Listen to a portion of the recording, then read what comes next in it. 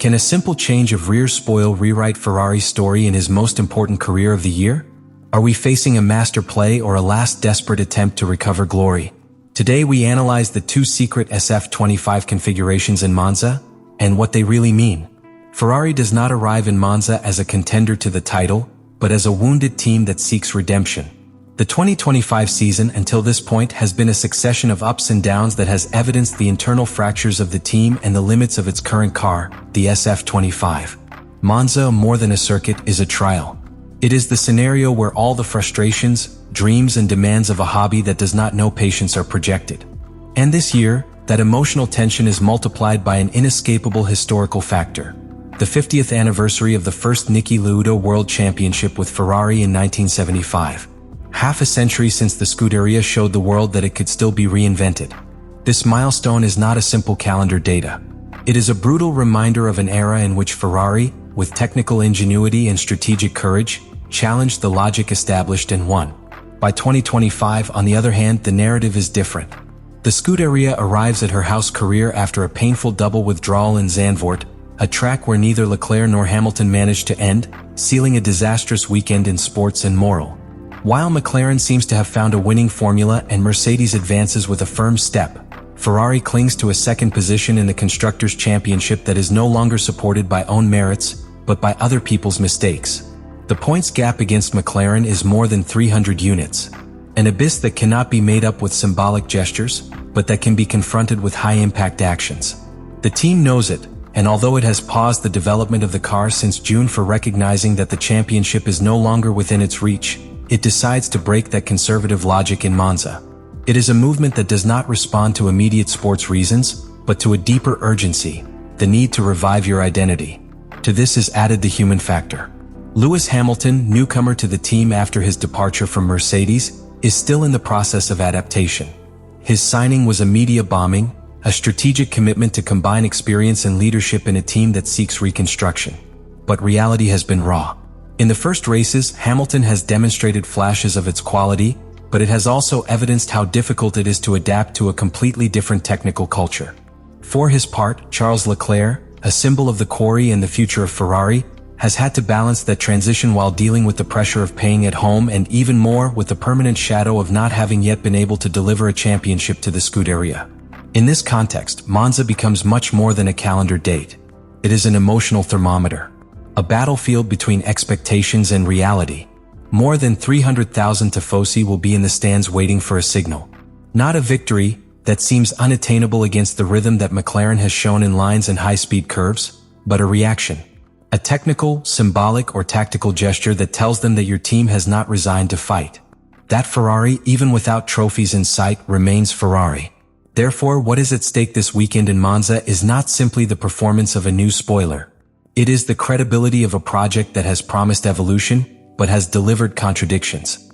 And at that point of friction between history, identity, and present, the Scuderia is played much more than points. Your story is played. His soul. What Ferrari has done in Monza goes beyond the technical. The two rear spoilers, although mainly discussed from a performance perspective, are actually a symbol. They are a declaration of intentions, a narrative encoded in carbon fiber that seeks to transmit a much deeper message.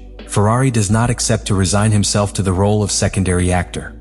In a championship that clearly they can no longer win, the Scuderia has chosen to fight another battle, one that is not measured at points, but in pride, legacy, and credibility. In a season marked by McLaren's structural domain and Mercedes' methodical progression, Ferrari seemed to have been trapped in a silent inertia. Since June there were no relevant updates, no risky technical bets were recorded. It seemed that the team had decided to close the season in autopilot. However, this appearance in Monza with two divergent solutions breaks that pattern and raises uncomfortable questions. Why didn't they try before? What changed now? The answer is not in the timetable, but in the emotional and symbolic weight of Monza. This circuit is not just a calendar headquarters. It is Ferrari's cathedral. Each shout, each flag, every centimeter of tribune is dyed red not only in colors, but in emotions. The Tifosi does not demand constant victories but commitment, delivery, and above all, courage. Presenting in Monza with a radical configuration, on the verge of legality, is the way Ferrari tries to reconnect with that combative identity that has promised to recover so many times, but that has rarely materialized in real decisions. The extreme design of the second spoiler, with everything that implies in the risk of sanction, technical fragility, or sacrifice of curve stability, represents a change in institutional posture. A team that in recent years was accused of being too rigid, of making decisions only when everything was proven, now chooses uncertainty as a strategy. That decision, although it may seem simply technical, can become the first indication of a new cycle. One in which Ferrari leads again from daring and not only from nostalgia. Internal level, this movement also has clear consequences. Send a powerful signal to your pilots. Charles Leclerc, who for years has taken the emotional weight of the team, can read this bet as support. A confirmation that Ferrari is willing to give real weapons, not just speeches. For Lewis Hamilton, the newcomer means something else. The possibility of printing his footprint on a team that is still redefining. It is not a secret that starts from the signing of the British pointed to a transformation of mentality in Maranello. And what is seen in Monza can be the first tangible indication of that transformation. Nor should we ignore the effect of this movement on the rest of the grille. What Ferrari has done does not go unnoticed. Rival teams observe carefully. If the extreme wing is competitive and passes the technical verifications, the door will open so that other shields explore similar solutions in low-load circuits. If it fails, it will be a warning about the current technical and regulatory limits. But in either case, Ferrari will have put the pace of the technical conversation again. And in modern Formula One, that is already a form of leadership. Finally, this technical gesture can have a long-term projection in the 2026 car design. The F1 is on the edge of a new regulatory era, and each bold experiment of this season can feed key concepts of the following car. If the extreme spoiler survives Monza, its aerodynamic philosophy based on minimum resistance and the maximum liberation of straight speed could be filtered to the general concept of SF26. Thus, what today seems like a simple punctual solution for a specific circuit, could tomorrow become the starting point of a new technical identity for Ferrari. In short, what Ferrari has brought Monza is much more than a couple of new pieces. It is an ideological proposal, an emotional gesture, a strategic decision, and potentially a founding act. It can fail, can be controversial, but above all, it is brave. And in a category where the fear of error has paralyzed the greatest, Ferrari, at least for a weekend, has decided to be reckless again. And that, in itself, is already a victory. Ferrari's weekend in Monza, apart from the results on the track, must be interpreted as a key moment in the narrative of his season and perhaps in his strategic redirection as a team. For years, the team has lived a constant tension between two opposite pulses. The pressure of maintaining its legacy as the most historical team of Formula One, and the urgent need to reinvent itself in the face of a competition that advances with a technical, political, and sports agility that Ferrari has often been unable to match. Monza 2025 has not been another race. It has been a mirror. One that clearly reflects who Ferrari today, but also who aspires to be again. The fact of having opted for two opposite configurations of the rear spoiler is not just an exercise in innovation. It is a direct sign that within the team there is a real will to get out of stagnation. Because doing what they have done risked their performance, challenging the limits of the regulation and reactivating technical areas that had been frozen months implies more than need. It implies conviction. That conviction, however, must be sustained. Because the real challenge is not to innovate once at home, where emotional pressure justifies everything. The real challenge is to build a development philosophy that converts that courage into routine, not an exception.